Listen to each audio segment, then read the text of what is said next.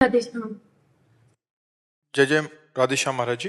महाराज जी, मैं गर्भवती हूँ। नाम जप, महामंत्र और आपका एकांतिक वार्तालाप कृपा से रोज सुनती हूँ। कार्य की व्यस्तता के कारण भागवतिक ग्रंथ जैसे गीता जी, भागवत जी आदि नहीं पढ़ पाती। क्या मेरी संतान भागवतिक गुणों वाली हो सकती है? कहा नहीं जा सकता।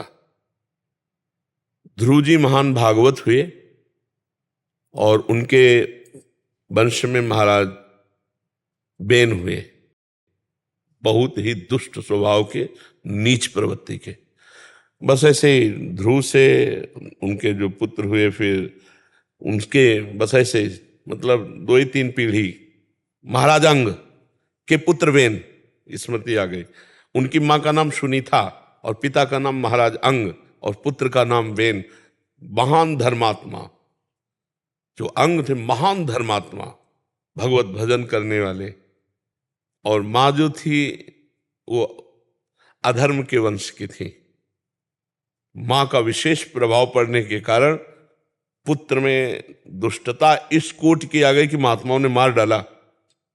जब राजा बनाए गए तो घोर अत्याचार, घोर पापाचार, तो बहुत से सिद्ध संतों ने जाके उन्हें मार दिया। फिर उनकी दाहिनी भुजा से भगवान पृथु और बाई भुजा से महारानी अर्शी प्रकट हुई। तो अब ये नहीं कहा जा सकता कि हम नाम जप कर रहे हैं, हम कथा सुन रहे हैं, इसका प्रभाव पड़ सकता है, पड़ता है। पर अगर पूर्व संस्कार प्रारब्ध, तो जैसे महाराज उग्रसेन, महान धार्मिक, भगवान के भक्त, लेकिन उनका पुत्र कंस बिल्कुल धर्म विरोधी। तो ऐसे कई जगह पाया गया। अब जैसे उल्टा पाया गया, हिरण्यकश्यप महान धर्म विरोधी, प्रहलाद जी मां भागवत, पुत्र पैदा हो रहा मां भागवत। और ये नहीं कि नारद जी से ही उनकी बुद्धि बदली, नहीं, नारद जी ने देखकर कहा था इसके गर्भ में वो मां भागवत है, देवराज इंद्र तेरी क्या सामर्थ्य है, काल भी नहीं मार सकता उसको जो इसके गर्भ में, क्योंकि प्रहलाद जी गर्भ में थे। तो इसका ठीक निर्णय एकदम नहीं किया जा सकता, पर शास्त्रीय पद्धति है। यदि गर्भस्थ शिशु की जो माँ है उसको संस्कार देना चाहे तो पवित्र भोजन, नाम जप, और जैसे आप धाम आई हैं तो इसका संस्कार उसके ऊपर पड़ेगा, वो भागवत बन सकता है। पर अगर कहीं पूर्व का ऐसा संस्कार है तो फिर नहीं बदला जा सकता, क्योंकि महाभागवतों के भी कई ऐसी संतानें हुई जो ऐसा। तो इसलिए हम प्रयास करें, फल भगवान पर छोड़ दें। कर्मण्येवाधिकारस्ते मा फलेषु कदाचन। क्योंकि अगर कह दे हाँ ही, तो ऐसे कितने उदाहरण हैं कि माता पिता बड़े साधु स्वभाव के और बड़े धार्मिक प्रवृत्ति को, पुत्र बड़ा दुष्ट। और कितने ऐसे उदाहरण कि माता पिता बड़े दुष्ट स्वभाव के, पुत्र बड़ा धार्मिक और बड़ा साधु स्वभाव का। तो इससे पूर्व का प्रारब्ध भी बल लगाता है। तो अगर पूर्व का प्रारब्ध जोरदार हुआ तो वो भक्त बन जाएगा। अगर पूर्व का प्रारब्ध हे प्रवृत्ति में जाना है तो आपका भजन उसकी सुरक्षा करेगा, उसको बढ़ाएगा, पर वो भक्त ही बनेगा, ऐसा नहीं कहा जा सकता। प्रभु से प्रार्थना करें कि ऐसा भक्त बालक पैदा हो तब भी महाराज जी। अगर कर्म उसके वैसे हैं खुद के भी और बच्चे के भी, तो फिर हाँ, फिर तो मंगल ही होगा। लेकिन कभी कभी बहुत संस्कार के बुरे प्रारब्ध वाले बच्चे, अब जैसे आत्मदेव ब्राह्मण, कितना भजनानंदी, कितना धर्मात्मा, जिससे पुत्र के रूप में धुंधकारी संबंध से ही तो आया, उसकी बहन का लड़का, उसने गोद में लिया उस संबंध से। तो धर्मात्मा पुरुष ने क्या धर्म की कमी रखी थी? लेकिन संस्कार होते हैं, कर्म भोग भोगना होता है। तो अगर अच्छे कर्म भोग भोगने तो अच्छा पुत्र पैदा हो गया, देख देख के आनंद होता है, उसके कर्म सुनकर आनंद होता है। और ऐसे पुत्र पैदा हो जाते हैं कि उनके कर्म सुन करके दुख होता है, और वो माता पिता को अपने यौवन अवस्था में कष्ट भी देते हैं। बहुत मारा आत्मदेव ब्राह्मण को, और माँ को इतना मारा कि वो तो कुएं में गिर के मर गई। भागवत में कथा है, पढ़ के देखो।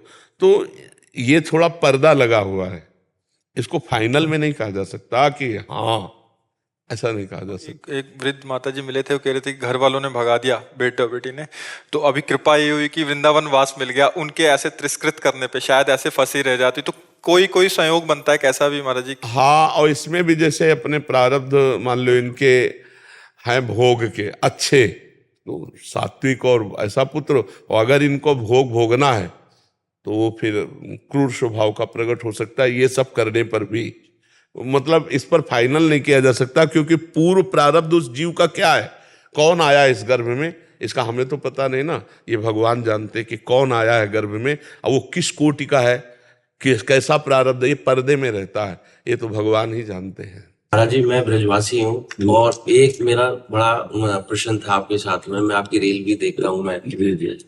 मैं कोई भी काम करता हूँ, वो चीज राधा रानी मेरे को दे देती है, पर वो मन संतुष्ट नहीं होता है। मन तो बच्चा तुम्हें ब्रह्मा बना दिया है तो भी नहीं संतुष्ट होगे जब तक भगवत प्राप्ति नहीं हो जाएगी। हमारी बात समझ लो, सच्ची बात लेना, भगवान की जब तक प्राप्ति नहीं होगी तब तक ये मन कभी शांत नहीं होगा, ये पक्की बात समझो। आप तो मान लो ब्रजवासी हो, फिर हम उदाहरण देते हैं, वो एक आई थी, लोग कह रही थी हमारे पास सब कुछ है पर मैं खुश नहीं हूं। पलटकर प्रश्न वही है आपका, पलटकर वही है, शब्द शब्द केवल अलग है। हाँ, वो कह रही थी मैं मेरे पास सब कुछ है पर मैं खुश नहीं हूं। तुम का नहीं हो पाओगे।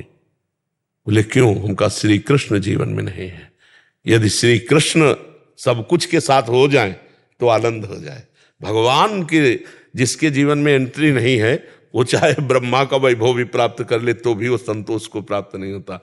महाराज ययाति के वचन है, जब उन्होंने अपने पुत्र की 1000 वर्ष जवानी लेकर भोगा ना, तब उन्होंने लिखा कि भगवद विमुख पुरुष को संपूर्ण संसार की स्त्रियां, धन, जौ, वैभव सब दे दिया जाए तो भी वो संतुष्ट नहीं होगा।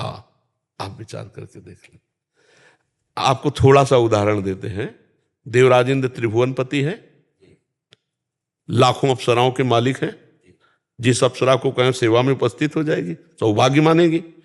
लेकिन गौतम ऋषि के कुटिया में जाके गंदे आचरण का, आपको पता है, अहिल्या जी के लिए, तभी तो अहिल्या जी पत्थर बनी हुई थी। गौतम ऋषि के हिसाब से राम जी के चरणों से फिर अपने स्वरूप को आए।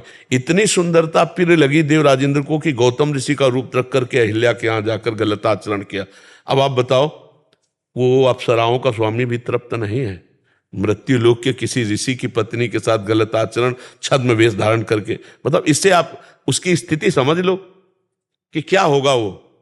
और त्रिभुवनपति है, त्रिभुवनपति। तो हम जो कहा ना कि ब्रह्मा का पद मिल जाए तो भी जब तक भगवान से चित्त नहीं जुड़ेगा तब तक शांति। मैं महाराज जी, मैं पूजा करता हूँ तो बीच में ऐसा विघ्न आता है मेरा, फिर पूजा खत्म हो जाती है। हम बताते हैं वो पूजा की पूजा खत्म हो या पूरी, उसे छोड़ो, राधा राधा राधा अंदर अंदर जो हम कह रहे हैं, उठते बैठते चलते फिरते राधा राधा राधा।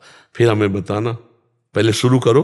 हम माला की बात नहीं कहते, उठते बैठते चलते फिरते राधा राधा राधा, और हर घंटे के कर्म को भगवान को समर्पित करो। फिर आप अगली बार मिलना, ब्रजवासी तो हो ही, क्या हालत है हमें बताना। हर घंटे के कर्म को कृष्णार्पणमस्तु। जैसे 8 से 9 बजे, 9 बजे कृष्णार्पण, 9 से 10 बजे कृष्णार्पणम। और जब शयन किए तो जो भूल गए करना वो पूरा टोटल समर्पित। और राधा राधा राधा, इसे कर्म समर्पण कहते हैं। और राधा राधा ये भगवान का स्मरण नाम। जब हम तो वृंदावनवासी ब्रजवासी, तो राधा राधा राधा। फिर आप हमें बताना।